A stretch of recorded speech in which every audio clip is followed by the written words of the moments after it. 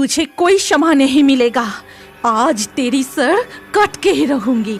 महाकाली की क्रोध देखकर सीप की बेसधारी ब्रह्मदैत्य भागने लगा और महाकाली भी अपना अस्त्र लिए उसका पीछा करने लगी। फिर अचानक ब्रह्मदैत्य फिसल के गिरते ही महेशपुर गांव में गौरी नाम की एक लड़की रहती थी। वो बहुत ही खूबसूरत और गोरी थी। उसका रेशमी बाल बहुत ही सुंदर था। इस रूप के लिए उसके घमंड भी थी। वो बचपन से ही महादेव के बड़े भक्त थे और तब से उसका एक ही सपना था कि उसे महादेव जैसी पति मिले।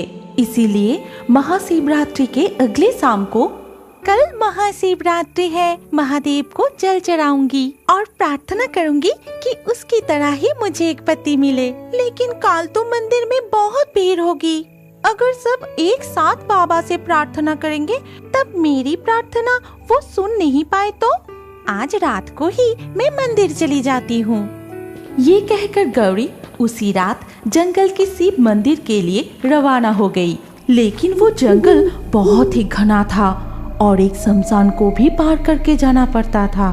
ज्यादातर रात के अंधेरे में उस तरफ कोई नहीं जाता था। लेकिन गौरी शिव के नाम जपते हुए मंदिर की तरफ जाती है।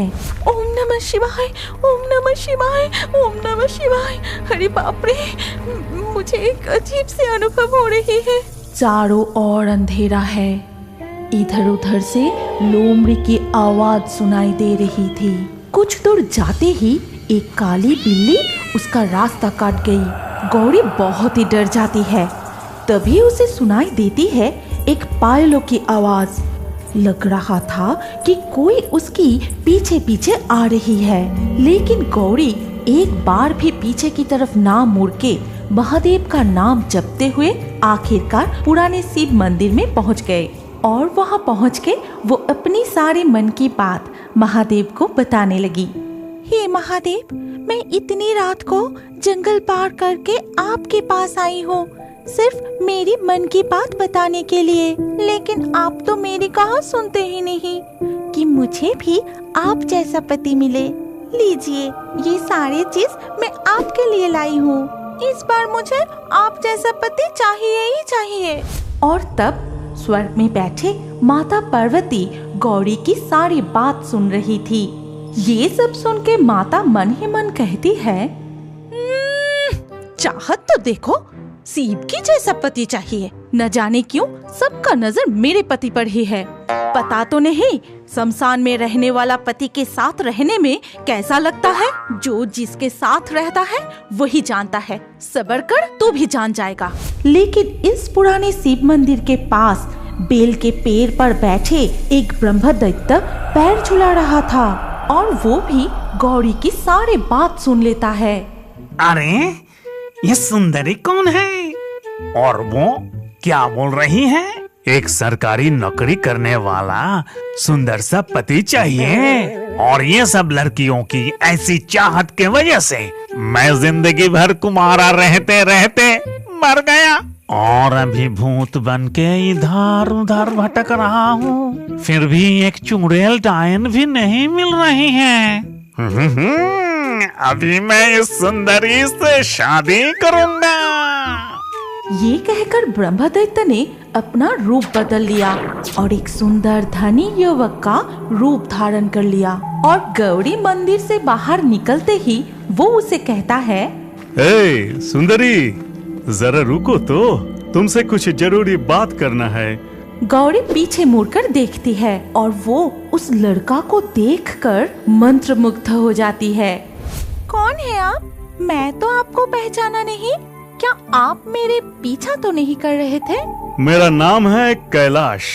मैं उस गांव का जमींदार परिवार से हूँ। अभी तो मैं शहर में रहता हूँ और इस रास्ते से ही मैं पुरानी घर की तरफ जा रहा था। तब तुम्हें देखते ही मैं तो पूरा फिदा हो गया। क्या तुम मुझसे शादी करोगी? ये सुनकर गौरी मन ही मन कहती है, क्या महादेव ने मेरी प्रार्थना सुन ली? शायद उन्होंने ही इसे मेरे पास भेजे होंगे। अच्छा ठीक है, फिर तो तुम्हें मेरी माँ बाबूजी से बात करना पड़ेगा। अब तुम मेरे साथ हमारे घर चलो। फिर गौरी उसे अपने घर ले जाती है और सारी बात अपने माता पिता को बताई। और सारी बात सुन के उसके माता पिता ने कहा, ना कोई पता ना कोई खबर, उसके बातों में आके तू एकदम शादी का फैसला ले लिया। नहीं, ये शादी कभी नहीं हो सकता। मैं जिंदा रहते हुए ये शादी होने नहीं दूंगा। अगर जरूरत पड़े तो मैं तुझे घर में बंदी बना के रखूंगा। ना जान ना पहचान उस लड़के के साथ तेरे ये शादी कभी नहीं हो सकता।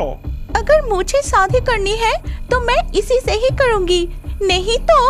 अच्छा, आप मान लीजिए, आपको तो पता ही है बेटी कैसी है, उसे शादी करने दीजिए। इसके कुछ दिन बाद ही कैलाश और गौरी का शादी हो जाता है और उसी रात ही कैलाश अपनी पत्नी से कहता है, सुनो ना, कह रहा हूँ कि वो हमारे वो शहर वाली घर का अभी मरम्मत चल रही है और टूटा फूटा पुराना जमींदार घर में नई दुल्हन को लेके जाएंगे। ये तो शोभा नहीं देती और इसलिए मैं सोच रहा हूँ कुछ दिन के लिए ससुराल में ही रह जाता हूँ, ठीक है ना?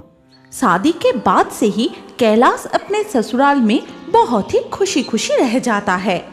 वो पत्नी को लेकर अपने घर जाना ही नहीं चाहता था। ऐसे ही एक दिन गौरी के पिताजी बाजार से मछली और मुर्गे की मांस खरीद कर लाते हैं। सुनती हो, ये मांस और मछली मैं रसोई में रख रहा हूँ। लेकिन उस मछली और मांस की खुशबू से कैलाश अपने आप को रोक नहीं पाया। तभी वो रसोई की तरफ जाता है। कच्चे मांस का खुशबू और साथ में कच्चा मछली, कितने दिनों से ये सब नहीं खाया। सासू माँ, ये सब पकाने से पहले ही मैं थोड़ा चख लेता हूँ। फिर वो अपनी असली ब्रह्मदैत्य के रूप में आ जाता है और सारे कच्चे मांस और मछली खाने लगा। तभी गौरी रसोई के बाहर खड़े सब कुछ खिड़की से देख लेता है। मेरे साथ ये क्या अनर्थ हो गया? इतने सालों से महादेव की व्रत रखी, उनकी जैसा पति के लिए प्रार्थना की, लेकिन पति के रूप में मुझे एक भूत मिला। ये सब कुछ देख गौरी को दिल की दौड़ा पड़ गई और वो मर गई। तभी ब्रह्मदत्त अपनी इंसान पत्नी के पास आके कहता है, ये क्या? मेरे असली रूप देख के ही मेरे पत्नी मर गई। ओ मेरे प्यारे पत्नी, तुम्हें क्या हो गई? जरा आँख तो खोलो। अरे ये क्या हो गया रे? ऐसे ही कुछ दिन बीत जाते हैं। एक दिन शाम को दिखा जाता है कि जंगल में वो पुराने मंदिर के शिवलिंग पर पानी चढ़ा रही है। मैं इतने दिनों से तुम्हारी पूजा की, सच्चे मन से प्रार्थना की, हर दिन फूल फल बेल की पत्ते चढ़ाई, लेकिन आप एक भूत के साथ मेरी शादी करवा दी और उसका असली भूतिया चेहरा देख के तो मैं मर ही गई। इस बार मैं नहीं मानूंगी, मुझे आप जैसा पति चाहिए ही चाहिए। आप देंगे ना?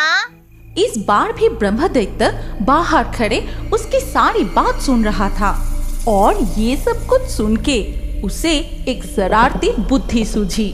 साथ ही साथ वो इस बार महादेव का रूप धारण करता है। फिर, मैं तुम्हारी साधना से संतुष्ट हूँ, इसीलिए मैं तुमसे शादी करने के लिए स्वयं आया हूँ। अरे बाप रे, ये मैं क्या देख रही हूँ? महादेव खुद मुझसे शादी करना चाहते हैं, तो फिर मैं देर नहीं करूँगी, मैं जल्दी से तैयारी करती हूँ। तुरंत चुड़ैल ने शादी की सारी इंतजाम कर ली और शादी के मंडप में भी बैठ जाती है। तभी चुड़ैल की ऐसी हरकतें माता पार्वती स्वर्ग में बैठी देख रही थी। अरे, ये मैं क्या देख रही हूँ? वो बदमाश भूत इस बार महादेव का रूप लेकर छलपूर्वक धोखा दे रहा है। इसका इतना साहस! ये कहकर माता पार्वती क्रोधित होके अपना महाकाली का रूप धारण किए, फिर मंदिर के सामने प्रकट हुई। बदमाश भूत, स्वर्ग से मैं तेरी सारी शरारती हरकतें देख चुकी हूँ। तेरी इतनी साहस कि तू महादेव का रूप लेकर छल करता है। आज मैं तेरे धड़ से सर कट के अलग कर दूंगी। हे माता, मुझे छोड़ दो। जिंदगी भर तो मैं कुंवारा था, इसीलिए मैं शादी के लालच में ये गलत काम कर बैठा। मुझे आप क्षमा कर दीजिए। तुझे कोई क्षमा नहीं मिलेगा। आज तेरी सर कट के ही रहूंगी।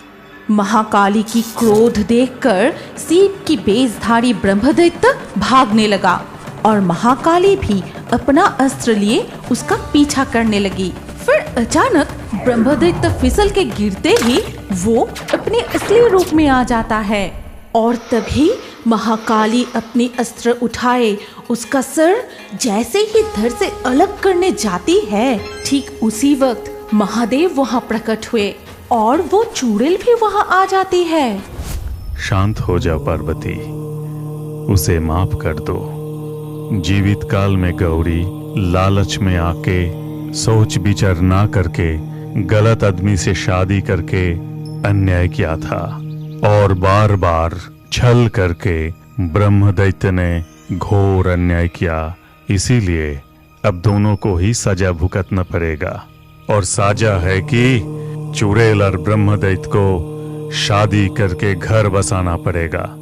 महादेव के आदेश अनुसार ब्रह्मदैत्य ने चुड़ैल से विवाह कर लिया।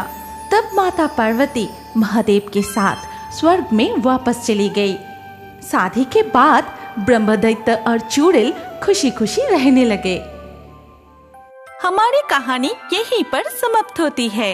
अगर आपको ये कहानी अच्छी लगी हो तो इस वीडियो को लाइक करें और अभी और एक नई मजेदार कार्टून देखने के लिए स्क्रीन के ऊपर इस वीडियो को क्लिक कीजिए और हमारे इस चैनल को जल्दी से सब्सक्राइब कर लीजिए।